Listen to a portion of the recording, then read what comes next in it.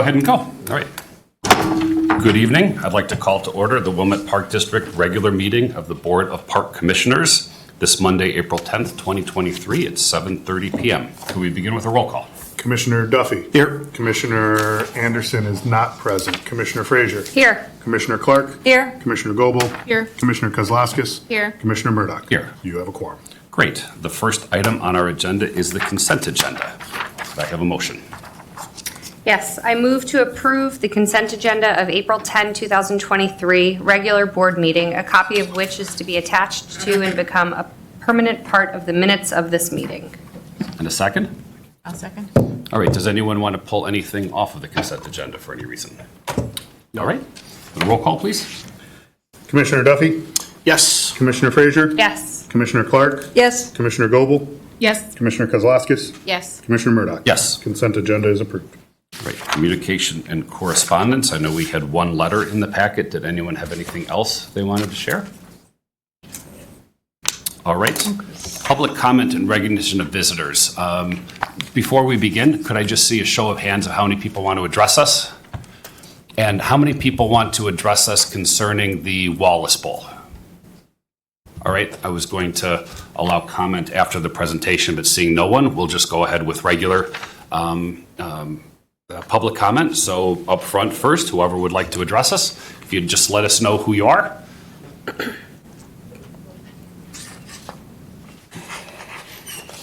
Hi, good evening. My name is Jen Marzouk. My family lives on Marion Lane, directly north of the tennis and potentially, hopefully, soon pickleball courts.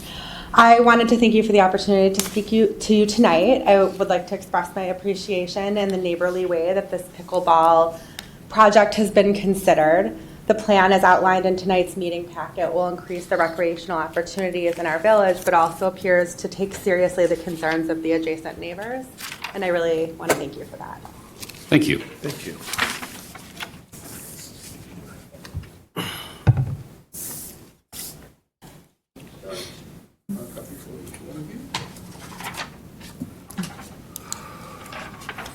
Yes. Thanks. Thank you.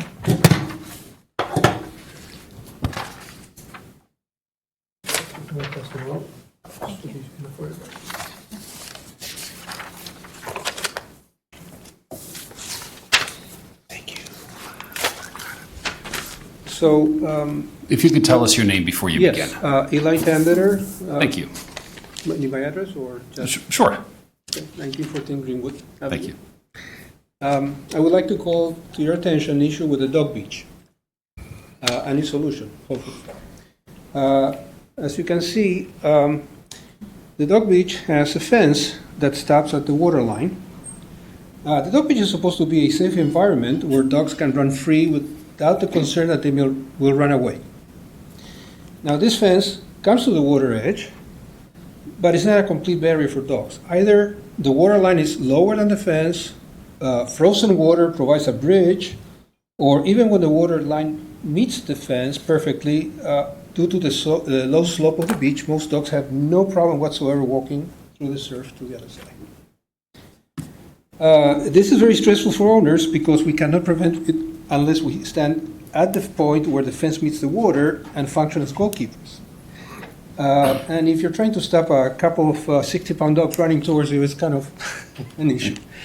For the same reason, we cannot properly clean up after our dogs since our attention is completely focused on their possible eloping.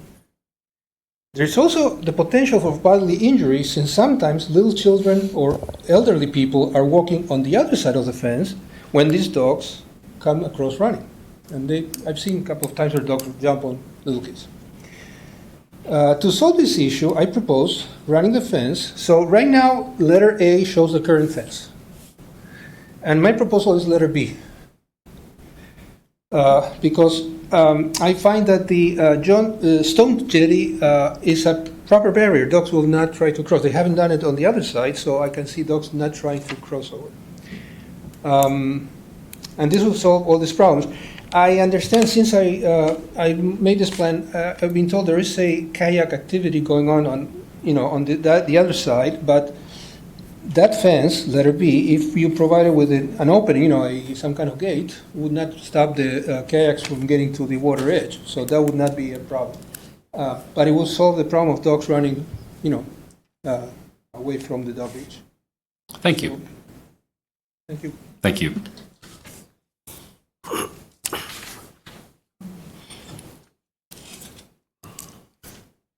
Tanya? Tanya Chevalier, 789 Michigan Avenue, Tanya Chevalier. So will there be opportunity for public comment after the Wallace Bowl restoration? It was my intent to do that, but no one said they wanted to speak on the subject. If you're thinking you might, I'm happy to offer comment Yes. after the presentation. Yes, please, because No problem I'd at like all. to have it presented first. Thank you. Happy to. Sure. Anyone else? All right. Alan?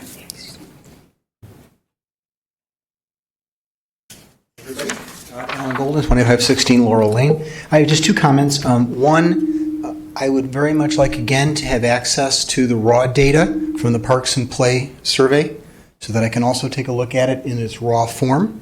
So I'd appreciate that once it becomes available. The second question has to do with the pickleball courts in Centennial. And by the way, I thank you very much for not pouring concrete and tearing down trees. I think that's fabulous. I'm a little confused, though, of almost $1 million project. I'm sorry to clarify. You said Centennial. Did you mean? I'm sorry, community playfield. I'm sorry, my fault. No I'm a worries. little bit confused on a $1 million project to kind of repaint 3 tennis courts.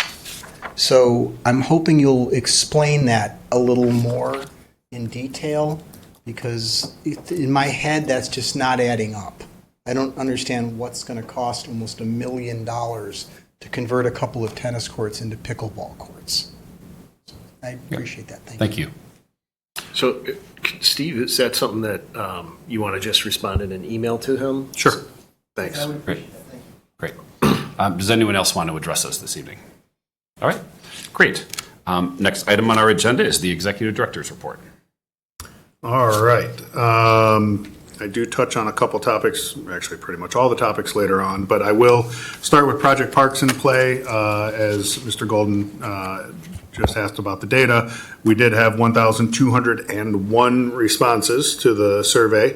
Acuity is working on the analysis of that. I believe on Wednesday I'll be seeing the first draft of that, and they will be coming to a future board meeting, I think next month, to present that to this board and the community at large. So exciting to get the results of that here coming up. Also in your packets, as Ms. Marzouk highlighted, we do have pickleball coming up. I'll save all that information when we get to that item. Then we have Andy TINUCCI here of Woodhouse TINUCCI Architects, who's going to make a presentation on Wallace Bowl. Just to refresh our memories, he's been before the group now 2 times, I believe, prior to this. Once to introduce the topic, really a presentation that focused on the history of Wallace Bowl, its original creation, its renovation in the 80s by the Wilmette Foundation, and then came back and did a presentation of an initial analysis that he and his staff completed and a request of this board to authorize the use of some subject matter experts around structural engineering, landscape architecture, masonry work, and audiovisual components. You all approved of the engagement of those specialists. They've done their work. They've completed their analysis, given some initial thoughts on work that they would recommend be completed. Specifically, when we talk about structural and landscape and masonry work, when it comes to audiovisual, it's really more of a range of solutions and options that needs a lot more discussion and work. We gave them the guidance of give us a lot of options, knowing that the focus is to try and contain the sound and the light within the bowl as much as possible. Use new technology to direct the sound inward instead of outward to other parts of the park or to adjacent nearby residents. So more work to be done on all of that. In conjunction with that, the Wilmette Foundation is excited to support this project. They've received this presentation from Andy once before. They have a meeting coming up this week where they're going to discuss, their fundraising approach, what they feel like they can commit to, and when we have that information, we'll come back and present that to the board as well. So you will hear a presentation from Andy as to where we are currently in the process. Lastly, have multiple items under new business, an emergency expenditure resolution, similar situation as to the one we did prior. Vehicles still remain to be difficult to acquire. A lot of other things in the supply chain world have improved, but vehicles still proved to be difficult. This is one we've ordered, never went into production, and became available on a local lot, and we took advantage of that. And then we have several bids for your review, memos in the packet that I'm sure all of you read. So that concludes my director's report, other than I do want to highlight that in, I think, 3 weeks, the Go Green Wilmette annual plant sale will be taking place down at Gilson. This is something we've done in conjunction, or at least provided a space for Go Green Wilmette to do their native plant sale, and just wanted to make sure we called attention to that, because that's an opportunity for all of us to improve the native habitat within our own residential properties. So look for more on that coming from Go Green Wilmette. Great, thank you. Next item on our agenda under unfinished business is the discussion concerning pickleball at community playfields. Will you be giving that update? I can give that update, and there's probably a high likelihood someone will have a question where we'll get Superintendent Solberg to help answer those questions. So be prepared, Christy.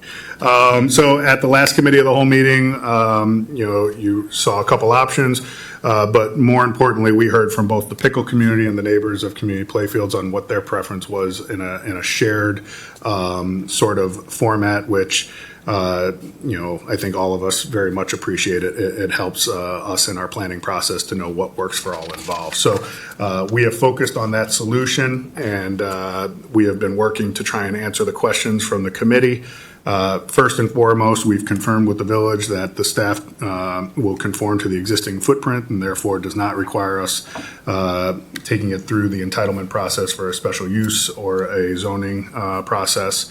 When we looked at taking what was 4 courts in the last iteration to 6 courts per the request of the committee, what we learned from our engineers is that the spacing between the courts would not be at the minimum standards of USA Pickleball. Doesn't mean that pickleball court complexes don't exist like this in many communities. What it does is it prevents you from having an official USA Pickleball tournament at this location. Doesn't mean that we couldn't have our own leagues. It doesn't mean we couldn't host our own tournaments. It just wouldn't be an official USA Pickleball event. We are comfortable with that limitation as a staff. As for sound, the costs that you have in the estimate of possible costs or probable costs, there is the sound mitigation materials. That information, we're waiting on some more specifics. We will pass that off to our sound engineers who are looking at and reviewing the concept and the plan, so they can issue us some information regarding sound, which was kind of the last question from the committee. So you have in your packet the new layout and the new estimate of costs. Within the new estimate of costs, we as a staff still have additional questions that we think some of the numbers are too high, and we're still working on that with our engineers, but we wanted to bring back where we stand today for this meeting tonight. And the cost for the 6 pickleball courts and the 1 tennis court adjacent to it, you're estimating at this point at $431,000, plus contingencies and some other fees. And for the other set of courts, which are going to remain as tennis courts, an additional $353,000. Is that correct? Correct. Yeah, great. Thank you. Any questions?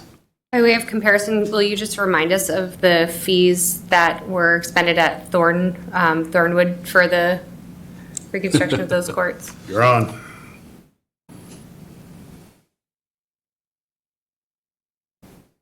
The similar process that we're proposing here, we did 4 courts at Thornwood for $300,000. Okay. 300. $300,000 for 4 courts. And it's effectively a rebuild, new fencing, new asphalt. Not new fencing at Thornwood. But here. Correct. We're talking They're about new proposing fencing. wind Right. screening, drainage, the drainage issue on the north end. The acoustic fencing obviously adds a cost. So Right. the cost for the courts is very comparable to what we paid at Thornwood. Great. Thank you. Other questions? All right, great. Thanks, Christy. I just wanted to acknowledge too, I think Mr. Marzik spoke to this earlier, and I know we've had pickleball enthusiasts here. I think this is a really great example of the public process playing out, where we've had comments from community members, pro and against, and coming up with a really nice compromise that allows pickleball to be here in a way that is pleasing to many people. Thank you, absolutely. And just because we're all here and we're all friends, I'll jump in on this. We do have money budgeted this year to redo the fencing at the dog beach. We've made some changes with some of our programming and operations that does allow for this concept to be considered, and it's one that we are going to consider. So we appreciate it. Thank you. All right, item 7.0 on our agenda, new business. The first item, 7.1, the Wallace Bowl restoration presentation. Thank you, Andy. You want to drive? Yes, please.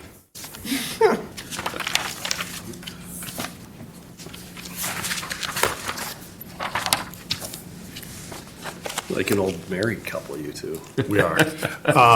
And just so everyone's aware, there is a slightly updated version of the presentation that Andy's going to be walking us through here tonight from what was in the packet on Friday. We updated it in the packet that's online earlier today. That's like a good spot the difference game. Yes. Good evening. Great to be back. It's been a while since I've made a presentation. It's a pretty technical presentation based on our findings at the bowl, and I will try to go quickly through it. If there's anywhere where you'd like me to stop and pause and explain more, I will, but I've been known to get into the weeds on these types of things, so I'll try and stay a little bit high level and then just answer any specific questions. As Steve mentioned, in July of last year, we had presented to you a couple times, and you authorized us to proceed with a further investigation at the bowl with the primary goal of assessing the needs of the facility and working to establish a scope for the restoration project, figuring out what the restoration project should be, needs to be, could be. And that's really what I'm here to present those findings to you today.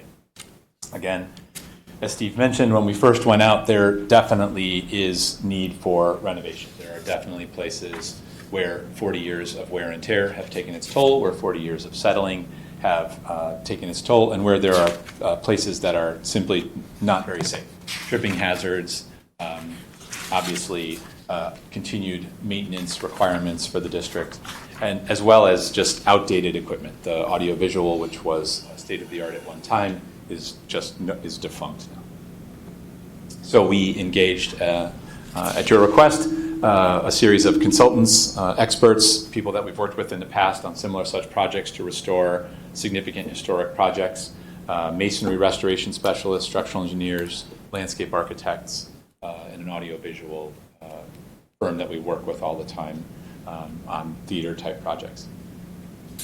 As I think I had presented to you once before, in really digging into the original, the first renovation of the project in 1984, the first renovation of the Wallace Bowl was a complete rebuild of the Wallace Bowl. This is the demolition plan from that set of drawings, which describes like full removal and now full replacement with the 1984 reconstruction work. It made the bowl slightly bigger, it added stairwells on the sides, it changed the stage, it did a lot of work. And so we are 40 years later now needing to investigate this project again. In many cases, it's in fine shape. It needs just maintenance. In some places, some of the details from 1984 need improvement. It's our opinion that they need improvement, that we should rebuild sections, restore sections of the Wallace Bowl in a slightly more robust way. I might remind you that the Americans with Disabilities Act hadn't been passed in 1984. So laying flagstone flat on the surface with just a sand and gravel base was a perfectly normal thing to do. But over time, it settles and it moves and it creates tripping hazards that are no longer compliant. It becomes unsafe. So I'll explain to you how some of our proposals are a little bit more robust for this restoration. We walked through with multiple consultants. Each of those consultants investigated the original drawings, investigated the conditions. We have a draft of that report that is available that you will see our summary as well as each of their summaries. Structurally speaking, the two retaining walls that flank the Wallace Bowl, that contain the Wallace Bowl, are really in need of significant repair. It's hard to say exactly how much of that entire wall needs repair. We really need to do a little bit more investigation with that. But as you can see, settling over time is causing these large stones to now heave and crack, and continued settling or continued growing of roots underneath that are starting to move that might cause further damage if we don't investigate that and then repair that in short order. Obviously, the bench seats, we would propose a new detail for the bench seats. It's a soft wood that's being used to replace them as they wear out. It splinters more easily. We would suggest a more dense hardwood for that. They're also just simply glued down now, so over time, moisture, ice, cracks, it pops them off. So it just requires more maintenance. And we would suggest a slightly different detail that allows a positive connection, just a positive with a screw kind of fastener down so that it stays in place. Can I stop me? Why wood? Why not go with, recycled product? You absolutely could go with a recycled product. We've investigated that on several examples of other beachfront properties. One of our concerns with recycled product is that they absorb heat and they can get uncomfortably warm at times. Some recycled products might be applicable, and I think that's a great suggestion and something we should investigate further. The structural hands off to the masonry, and this is really where the most significant part of the restoration needs to occur. This is a summary of that report, and from that plan you can see from this plan this color coding. It's a variety of different types of restoration that would be required. So you can see, as I've talked about on the two sides, those two red flanking walls, those need to be pulled down, foundations need to be checked, re-poured if necessary, and relaid. Everywhere where you see yellow, the yellow is simple tuck pointing. So that tuck pointing is just like you would do on any masonry structure. Over time, the grout joints start to erode, and it just needs to be ground out back to where it's solid and repointed with new mortar appropriate for the type of stone. That's just standard maintenance. The area where the most significant amount of restoration is required is these light blue areas you'll see, and I'm sorry, the light blue walkway areas. The pointer doesn't work so well on the TV. It works really well on this.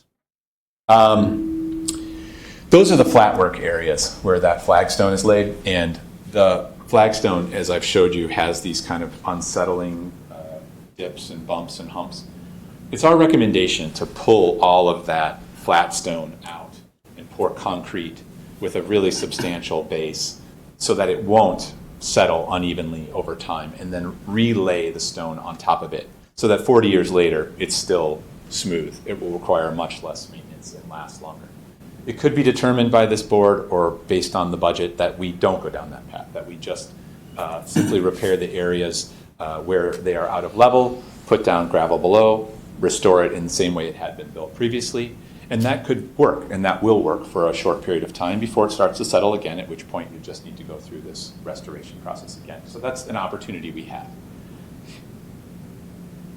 The tuck pointing I've mentioned, the grinding out of the joints to just make sure that it doesn't weather unnecessarily fast at the point where those joints start to get really deep. Now what you'll find is that they'll weather more quickly, and you'll start to damage the stone. Currently, the stone seems to be in very reasonable condition. You'll see other areas of settling where the walls have cracked significantly, and you'll see areas where some trees are just so overgrown. They've just been there for 40 years, they've been growing, they're really big. The root structure is just simply breaking the walls. That hands the baton to the landscape. So we went out with an arborist and we did a full tree survey around the bowl.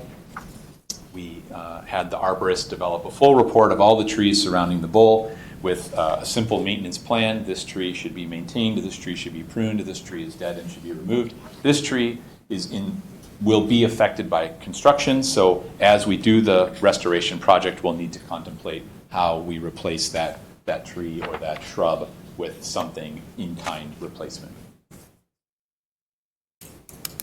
I kind of noticed when looking at that, the trees don't seem in very good condition. I mean, is that what you see, that there's a lot of dieback? It's not, I mean, there are definitely dead trees, but even other trees are all ailing, are all ailing, very seriously ailing, it sounds like from that. Yeah, you can see from the report that is true. Pruning will solve, a lot of that. A lot of that just happens when, without really actively maintaining some of those areas, new trees plant themselves, they grow, there's not appropriate space and light for them. So you can see that condition demonstrated here. The ones that are dead, we would recommend removing. The ones that need pruning, we would just recommend pruning back so that they can become more healthy. Okay. I also noticed, though, there are a couple of Norway maples there. Yes. And I mean, from everything I've always understood, Norway maples are not good trees to have. They're kind of invasive and they don't support much. They definitely are an invasive species of maple. There are many of them in Gilson. Yeah, They, when you look at them, look like a perfectly lovely tree. They do their job as a tree in a park, but you are absolutely right. They're an invasive species. They're not a native species to this locale. Yeah. Okay. And they actually hamper other growth underneath them that would be more beneficial to native bees and such. So okay, I'm just commenting on that too. Yep. So again, you'll see a page from the landscapes, the arborist's report. The areas in red, again, where we feel like this significant work along the retaining walls needs to be done. Those shrubs will need to be fully removed and then replanted after. The other trees that need significant work are in red and blue. Those are the trees that need to be removed. Some of the red here, that large shrub that's causing the cracking near the orchestra pit, so to speak, is also demonstrated in red. Here's those shrubs along the retaining wall that need to be replaced on the left, the large shrub, the overgrown shrub below the cottonwood that's causing the cracking that needs to be removed and replaced. Okay, and then we get to the audio and visual. So in 1984, there was significant renovation of the AV system so that the bowl could host a variety of events. As Steve mentioned, this report doesn't recommend any specific way to go with the audiovisual. This is really where more work needs to be done with you in the district to determine exactly what the scope should be for the Wallace Bowl. But we have provided a huge menu of options that can and should be considered. So the existing infrastructure is outdated and dead. It needs to be updated and replaced. New sound mixing systems for the bowl, portable, transferable from the storage building and out. That's a cost that the project will likely incur. With any of these systems, there is just a range. There is it works perfectly well all the way up to it's fabulous and it has all the bells and whistles. And at the point where you're starting to ask me really specific questions about what bells and whistles mean, I need to bring that consultant in, and I'd be happy to, but I can only answer like a certain degree of those kinds of questions. Lots of other menu items exist, and I'll just highlight a couple of them. Assisted listening systems are really nice to consider, a pretty low impact cost, but I think would be very nice for the district to have for the community. The speakers are another huge area of consideration where there is a massive cost difference. Now, one of the things that I learned about this in working with the audio consultant is that what you can do with a more controllable and therefore more expensive speaker, which should be hung from a higher position so that it aims down instead of out, which would capture the sound inside of the bowl, is that you can actually tune the way that various frequencies project and how far they project. Some speakers are just speakers. They just make sound and project sound out or project sound down. Some speakers actually allow you to control various frequencies and the directions that those frequencies are thrown, so you can really control the amount of sound that spills outside of the venue. So tons of options exist there at, as you can see here, a massive range, anywhere from $100,000 to $600,000 for in a place like the Wallace Bowl. So just kind of rounding up, the Wilmette Foundation was founded in the mid-'80s to do this massive renovation project. And as Steve has mentioned, they're excited to take on this restoration project. They are, you've asked us to look at what the scope of this renovation could be, and here are some general outlines of cost for the project. And we've worked with our consultants to pull these numbers together for you. And you can see, and I can answer specific questions about them. We have a more detailed spreadsheet that examines these line items. As you can see, masonry restoration is the largest cost because of that kind of higher level of work that we're suggesting. Obviously, the full replacement of those 2 retaining walls is substantial. It requires demolition. It requires concrete foundations. It requires masonry work. The tuck pointing, tuck pointing is just a lot of stone that needs to be fully tuck pointed. The relaying of all that flat work, that's a significant cost. It's a lot of square footage that you would be pulling up, that you'd be pouring new concrete, that you would be putting back. That's why I mentioned that if we decided that we didn't need to go that far, it would be a much less of a project. Do you have are we talking $500,000 less? I mean, are you? Yeah, I think it would be. Yeah, I think roughly the number, I did look that number up. That number was like $450,000 when you add up all those costs. The flat. Just the flat work. But that's, I guess the question I was asking was about the pouring of the concrete. To repair what's there, if you go just with gravel and sand, you're still pulling all the flat work and relaying the flat work. No, you would only be relaying the flat work where there's the most egregious humps and bumps. Right. I see. There's significant areas of the bowl where the variations in stone are within accessibility codes. Mm-hmm. The vast majority. Mm-hmm. There is a percentage, 25%, where you would pull that up, you would redo the base with gravel, and then relay the stones back down. But the stones are, the stones aren't broken or anything. No, I understand that. I just assumed that we would, if you're not going to pour concrete, that you would at least put new sand and gravel underneath as a new layer, like reset everything to be the same standard at that point with new, and that way it's all settling at the same rate or potentially at the same rate, because some of the stuff that's been there 40 years may be more compacted than the new setup right next to it, right? So it really wouldn't be our recommendation to do that. You could do that, but I think at the point where you were not going to redo all of it, mm-hmm. that I think it would be satisfactory to just take the areas with the biggest fluctuations, to pull those up, to put down the new base, to compact it as well as you possibly could, and to lay the new stone, the existing stone back in its place in a level way. So the rough difference between a full replacement and relaying of everything to just doing patchwork, if we can use that phrase, is about $450,000, $500,000 in a ballpark, right? No, absolutely, and that's a good number because I looked it up because I anticipated that question between the removal, the new concrete work, and the relaying of the stone. So just to put a finer point on it, is it the masonry restoration line item that would increase 450? It would decrease 450. Both the concrete and the masonry line items would decrease in total by about $500,000. Thank you. Yeah, you're welcome. And I'm sorry, I want to clarify.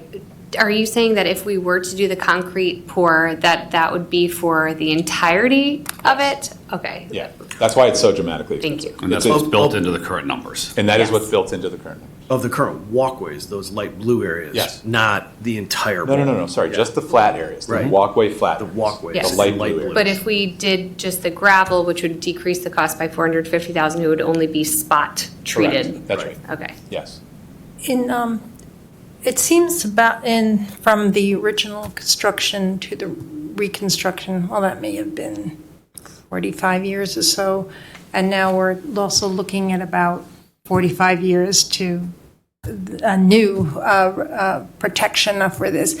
What do you foresee with this? Do you have any ideas of what, looking outward, about how long this would last? And I mean, I guess that would even be, if you can break it down to like the building of the remasonry versus the flat surfaces. Do you foresee how prediction about how far that would go? Absolutely. For a structure that's sitting outside in the Chicagoland weather, I think 40 years is a great period of time between doing these major renovation projects. I think some of our new recommendations would afford the district a little bit more time it's a much more robust solution that we're proposing with this concrete slab below the stone. So I think you would expect to get more time.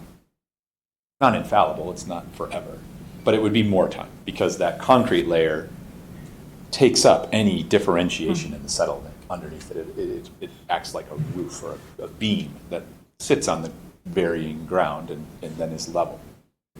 So I think that would last dramatically longer. But I also think there's things that we learn from this. There are trees that are just growing, and I think if there was an ongoing plan, and it's hard to remind yourself, like 25 years from now, we should replant the trees. But if we were thoughtful about that, if we really were diligent about that, then I think that some of these repairs could be alleviated and you could get more time. But otherwise, I just think, it's 40 years later, and they did a great job 40 years ago, and we know a little bit more 40 years now, and 50 years from now, somebody will come in and say, that architect really could have thought about this, but we wouldn't have known that now.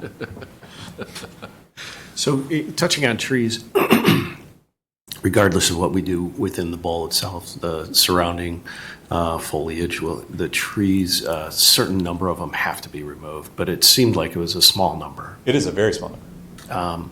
As we look at the full landscape plan for Gilson and we start making, some projections out, okay, so many trees this year, so many trees this year. I know you're not an arborist, but, as we look forward to, another 40 or 50 years of use around here, could you ask the arborists that you have as part of this project to give us some recommendations about kind of timing on replacing maybe some of these trees so that we're not, in 10 years cutting down half the trees that are around it because they've all sort of died off together and then all of a sudden planting a whole bunch at once, the whole idea of staging things, so that there's a continuation and you're not just starving the park for a little while of trees while they then regrow. Yeah, you're exactly right. Yeah, and of course we can. All the trees in these parks were planted, right? It's not natural. We didn't come upon this forest that's been here forever. It's taxonomy, and I think if you treat it as such, you can create and maintain a beautiful environment, an even more beautiful environment for a really long time. But from the demolition plan to in 1984, it seemed like a lot of this stuff was planted in 1984, and here we are 40 years later looking at a lot of die-off or potential die-off.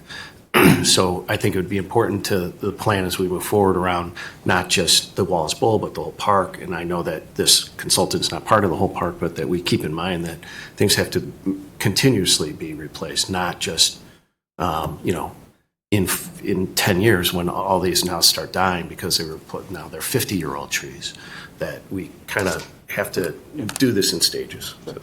Absolutely. So the other elements here are pretty self-explanatory, I think. There are a couple aspects that the project hasn't, as a restoration, it hasn't contemplated yet. We have not contemplated with this project handrails for the steps moving down the Wallace Bowl. They were never part of the project historically. They're not required by code. But I'd be remiss if I didn't offer the conversation, because I think with any community, there are members of the community who would appreciate one of the walkways to have handrails for safety. Those aren't contemplated in any of the costs, so we've just noted a line item called alternates, whereby perhaps some additional lighting might be considered, step lighting for safety perhaps, or handrails for safety. But of course, they're not required or fundamental or part of what we would call the historic restoration of the Wallace Bowl, but just considerations for the board and for the community. And then obviously the audiovisual, which has this huge range, we really just need to further define what that scope wants to be, following any process you would like, working with the district and the staff.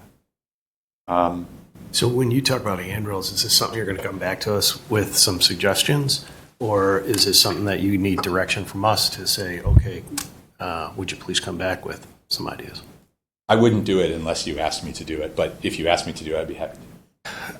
I mean, I think it would not be a bad idea, at least down one side as he proposed, and it's not that much more expensive, and the only reason I say that is, I always bring this up, but at Elmwood Dunes, we put down, that we had the original stone stairs from 1904 that we uncovered, and there were no handrails, or no, there were old handrails, but they had been torn out over time, and the village came down, and not only did they secure all the stones, the flagstone in place with concrete, but they put in handrails down both sides. And the idea to have handrails along the seating side of the stairs so that someone stepping up and out of their seat or down and into their seat, they've got that rail right there, and so it's just pieces down the stairs. It's just, I think it's a good idea. It's a safe idea, and why not provide that to our residents? So. Yeah, we've done that at places like the Lyric Opera that didn't historically have those things, but whose patrons say, yeah, we'd really like handrails. It's not particularly steep, but still, it's a safety measure. It's an accessibility consideration, and if you'd like to explore it, we're more than happy to present options, show you what they could look I like. kind of have to add in about handrails, especially after being home and seeing my father and just seeing his, as he just got older and harder, and how much handrails really helped him to be able to get down his front steps. So I kind of would agree that it would be a benefit to our community. I think it's worth pricing and evaluating. Yep. There's probably a range of options and prices associated, and it'd be helpful to understand that, not only for the elderly, but for anyone who might need an extra Shoot, hand. I need it.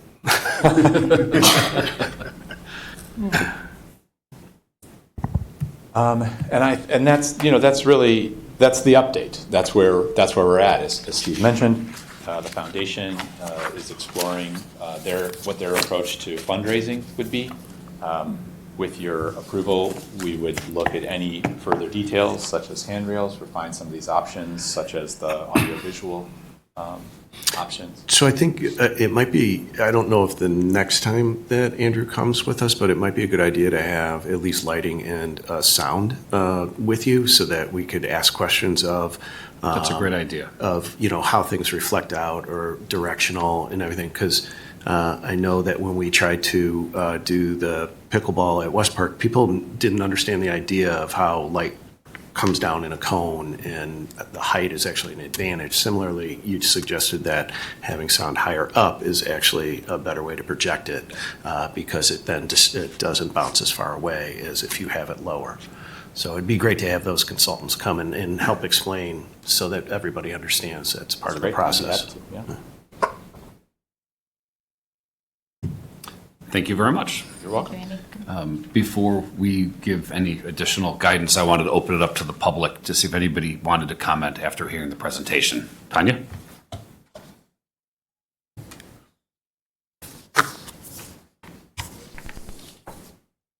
Thank you, Andy, for that presentation.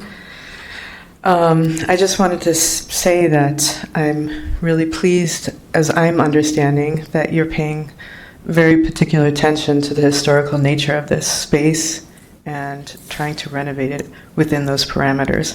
Thank you very much. Thank you. All right. In terms of the presentation, it sounds like staff and the architects are looking for some guidance from us. I think I heard from the group a conversation about handrails and pricing those out and getting some additional information. Does anybody have any thoughts about the flat work and whether it makes sense to pull everything up, spend the additional money, or try to patch as is and try to reduce the cost a little bit? Anything anybody wants to share at this point? My only thought on that is, at least right now, is I don't know how much the foundation is going to contribute, and maybe that could impact our decision on whether we go all out or just patch. I know, to me, this seems like a much larger number than I thought of, but in listening to everything, it makes a lot of sense to how we get to these numbers in any project that we do. So I think it might help to understand what the foundation's willing to contribute and how that impacts at least my personal decision. And Steve, I was going to say, I was going to have that same thing. I think a lot of that may depend on where the foundation is willing to go and how much they're willing to bring up with fundraising, where the goal is for them Yeah. I'd echo that. I think it'd be helpful for us to clarify roles and responsibilities. You know, we recognize that ultimately this is a park district facility, for lack of a better word, that we will maintain and care for after completion of the work. Is the foundation donating? Yes. And then if so, what amount is their projected plan? And then secondly, what is their role in advising and weighing in on all of these elements? I view this as something that we are pretty accustomed to with capital planning and budgeting, construction, certainly. Would it become then move from a team of 7 to a team of 14 or 15, and some are appointed and some are elected? I think we just need to understand, how is this going to be determined as we move toward, as it sounds like, you know, Andy's last item was determine a consensus on whether or not to proceed. And I think, one, we need to do that as a board. And then two, identify how the roles will be gathered as input, inform, decide, and so forth. It was my understanding that it was a donation, it was a fundraising event, and that their involvement would end there. Was that, okay, I'm getting a Yeah, and head that's nod. been the discussion with the Okay. foundation, From the while beginning, we all right. like to put on the hat and start playing architect when you have a project like this in front of us. The foundation board is very aware that it's a park district property, and it's the purview of this board here to set the scope of work and the timing of the work and the extent of the work. And it's their role, as much as they choose it to be, to raise funds to pay for the costs associated with the scope determined by this board.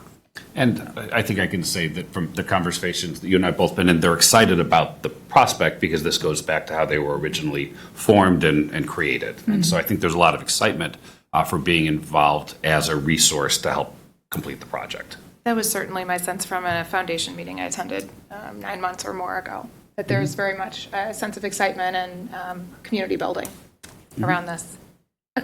Sorry, Kara, a quick question about the stone.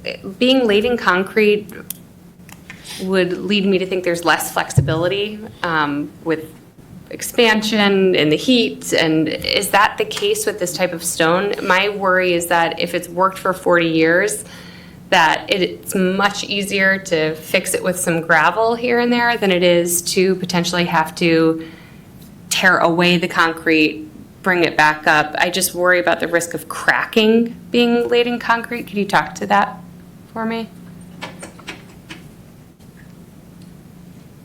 It would not be laid in concrete. It would be laid on top of concrete. You Okay. would pour concrete, and then there would be a sand bed, and then the stone would go down.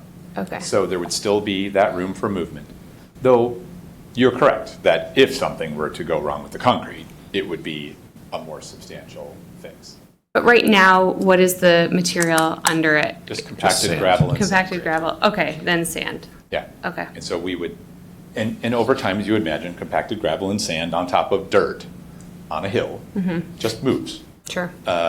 And the concrete would move less, much less. Okay. Yeah, I think I appreciate this presentation was so helpful to have the costs, to have tangible numbers, and you did a fantastic job, Andy, of explaining it. So thank you for that. I feel like other folks have said, the next step is to really circle back to the foundation and see what budget they were anticipating starting with. I appreciate that I love the connection to the historical inception of the foundation and using this for that. It might be something that takes more than a year. You know, sometimes they raise money for a project and that year it all goes to it, but this is perhaps a much larger number than even they were thinking about. It's not something that as a board we've previously discussed in terms of our capital planning. So even if the foundation were to offer us $2 million, I think we're getting closer to 3 if we start talking about the add-ons and the audiovisual. We don't have that extra $1 million budgeted anywhere in the long-term plan at the moment. Not to say it can't be worked around, but I think there'll be a lot of conversations to be had about also when our strategic plan results come back, which the preview starts at the next meeting. We can start to see a bigger picture of long-term. So I think this is exactly where we need to be, and the information is super helpful, and certainly no harm in continuing to chase the extra add-ons so we have an even fuller picture. But, you know, advise us if we're wrong, but this although there are hazards that we're aware of and it's not ideal, it's not immediate danger of changing. Like, we could go another 2 years if it took time to save up for certainly a project of this magnitude. So I think this is super helpful, and I'm excited to see the prospects of it. But I couldn't predict what the foundation, what their expectations were for funding. And they've seen some of these numbers, but they're meeting next week to talk about it in more detail. And then I'm sure they'll communicate back with us. Great. Yeah, I think above all, the sensitivity to the history is important, and also just noting that the renovation we were talking about in the 80s is what we know as historic Wallace Bowl, but it's still not the original Wallace Bowl. So this will help perhaps bring it to the next stage of its use, even while honoring how it looks and the sensitivities that you described. So that's nice. All right, anything else? Great, thank you for the presentation. It was very helpful. Thank you very much. Next item on our agenda is item 7.2, consideration of resolution 2023-R-3. I move to approve Resolution 2023-R-3, a resolution ratifying and approving the emergency expenditure of funds without competitive bidding for the purchase of a new vehicle. And a second? A second. All right, Steve, from a practical standpoint, because this is an emergency resolution, we would, an affirmative vote of 6 would be required to pass it, is that correct? Correct. So since there were only 6 of us here, it would be all of us. And also from a practical standpoint, had this vehicle been $670 less, it wouldn't have been subject to these rules, is that correct? And we've been through this same process with another vehicle recently, and in your report you said this is a fairly common occurrence, not just here, but with other park districts. And I verified that with Andrew the last time it came up. Correct. All right, great. Any further question or discussion? Steve, could you tell us what the vehicle is? It's a Ford Maverick pickup truck. It's a small hybrid pickup truck. Yes. Okay, so it's a hybrid too, so that's, okay. And do you want to share what the intended use of it is for? So next department? as you all remember, we added a horticulturalist to our staff, and it's for that staff member to get around and do the work throughout the various parks. And is Maverick the new Ford Ranger? Is that sort of the equivalent Yes. size? Yes. It's You're getting a thumbs up from the back. Nice. Yes. smaller than a 150. Okay. Oh, it's a much Yeah. smaller. Yeah, that's my sense. Yes. Okay. Because the price point is much less than a 150. Correct. Right. All right, any further questions or discussion? Let's vote. Commissioner Duffy, Yes. Commissioner Frazier, Yes. Commissioner Clark, Yes. Commissioner Goble, Yes. Commissioner Kozlowskis, Yes. Commissioner Murdoch. An enthusiastic yes to cancel out Commissioner Duffy. what I Resolution tried is to do. approved. Absolutely. Item 7.3, consideration of the bid recommendation for the theater box truck replacement. I move to approve the bid recommendation for a theater box truck replacement. I'll second. Again, any This is- questions? If I remember right, there's an old truck that we're replacing Correct. on its last legs, and Very much so, yes. I didn't know we had a theater box Yeah, truck. I was gonna ask if That you we could- had things of the theater's nature that would need to be moved around. So tell us a little bit about just So practically speaking. first and foremost, it's a box truck. It gets used in much more ways than just the theater, but historically, it's been housed within the theater department to move set pieces, often to and from construction and to Wallace Bowl and around to various things. So that, we call it the theater box truck, but it definitely is a multi-purpose use. Thank you. All right, any further questions? Or a roll call, please? Commissioner Duffy? yes. Commissioner Frazier? Yes. Commissioner Clark? Yes. Commissioner Goble? Yes. Commissioner Kozlowskis? Yes. Commissioner Murdoch? Yes. Bid is approved. Great. Item 7.4, consideration of the bid recommendation for the Centennial exterior door replacement. I move to approve the bid recommendation for the Centennial exterior door replacement. And a second? Second. Great. Any questions? Yeah, yes. Yes. Which doors? The exterior doors. Of just, To ice. To ice. in there's the- many exterior doors. I'm gonna have to. Are we talking about the main entrance I'm kind of doors? playing or- dumb, but I'm dumb. Okay, so it's just those, what is The it, 6 main doors entrance. across the front by the circular kind of curve The main entrance to get into the tennis huts and the. and ice rink, yeah. So are we doing both levels of that or just the outside ones? There's Because two there's sets of doors. sets of doors. Correct. Correct. Yeah. Yes, we're doing all of it, and it's actually changing style. So after talking with staff, people with big hockey bags have a real hard time getting Oh, into right, those yeah. doors, so it's now going to be sliders. Oh, that's great. Oh. Yeah, so we're The changing second it one up a only? little. Call the vote. What's that? Yeah, That's great news. Everyone's excited. Kiddos with their Yes. massive bags. so doors is what gets you guys. That's great to know. Yes. Very excited. Well, there's a lot of doors there. A lot of doors. We're talking $47,000. I think, what, you know? Yeah. Could I have a roll call? Commissioner Duffy. Yes. Commissioner Frazier. Yes. Commissioner Clark. Yes. Commissioner Goble. Yes. Commissioner Kozlowskis. Yes. Commissioner Murdoch. Yes. Bid is approved. Great. Item 7.5, the consideration of the bid recommendation for the 2023 paving and sealing projects. I move to approve bid recommendation for 2023 paving and sealing projects. In a second? Second. All right, questions? We went with Patriot over Champion by, it was like $1,500. Is this an experience kind of selection? It or asked the same question. Steve? Oh, I'm not Okay. gonna, Christy's she's already going. I'm not gonna give the answer, but I know this one. There was I know a this one spec too. within the bid that the lowest bidder did not comply with. So when I went back to them to see if they would honor that price with the seal coating material, they came back with a different price, so we went to the next bidder. So they effectively weren't a qualified bid. Correct. Great. All right. Roll call. Commissioner Duffy. Yes. Commissioner Frazier. Yes. Commissioner Clark. Yes. Commissioner Goble. Yes. Commissioner Kozlowskis. Yes. Commissioner Murdoch. Yes. Bid is approved. And before I adjourn, Updates. what's that? Oh. Yeah. Updates. I want to make sure that Yeah, So- some great updates in the Yeah. document today. everybody wants in on this now. This is- Started a movement. Patrick, you don't get the only Yeah, one I think anymore. we're always so- all excited. Yeah. You don't get to be Well, the only one excited. That's right. Everyone's excited. I really, would encourage people to get out to K Nature Center. I mean, what staff has done out there is really, really cool. That used to seem like a dark and dreary place to me when I'd walk through it, and now it just feels, it has energy now, which is really pretty cool. And ribbon cutting on April 22nd at 10 o'clock, followed by a community event for Earth Day. So I even had a neighbor to the park, like immediately adjacent to the park, stop me on Saturday in town and tell me that they thought that it was just an awesome change to the park.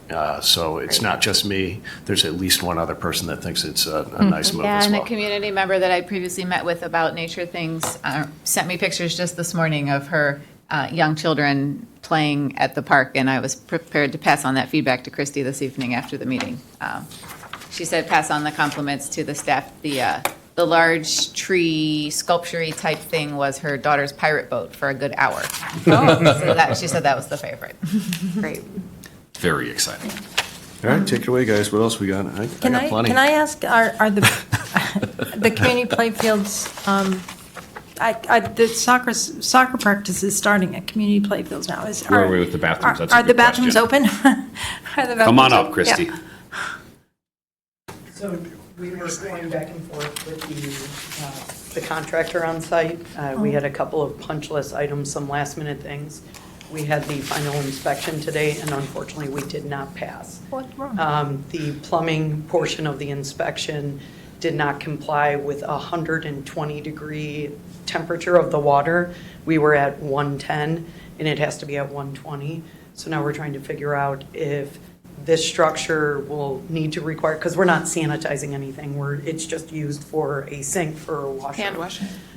So we are working with the electrical engineer, the architect, Gewalt, to try to solve the problem so we could get these bathrooms opened as soon as possible.